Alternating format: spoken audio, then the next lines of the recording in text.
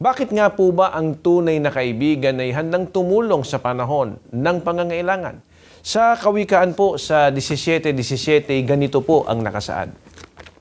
Ang kaibigan ay nagmamahal sa lahat ng panahon at sa oras ng kagipit ay kapatid na tumutulong. Ang tunay na kaibigan ay nagmamahal po sa kanyang kaibigan. Kaya nga po tumutulong sa lahat ng panahon, lalo na po sa panahon ng kagipitan.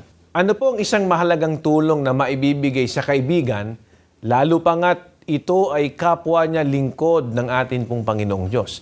Sa Kawikaan sa 27:9, ganito po ang nakasulat. Nagdudulot ng galak sa puso ang pabango at kamanyang at nagbubuhat sa matapat na payo ang kasiyahan ng isang kaibigan. Ang isang mahalagang tulong po na maibibigay sa kaibigan ay ang matapat na payo. Ay nauukol po sa wastong kilos o gawi. Kung halimbawa po at ang kanyang kaibigan ay nasa paggawa ng kamalian, halimbawa po ay may bisyo, ipinagmamalasakit niyang paalalahanan na ituwid ang kilos at lakad upang hindi po mapariwara ang buhay.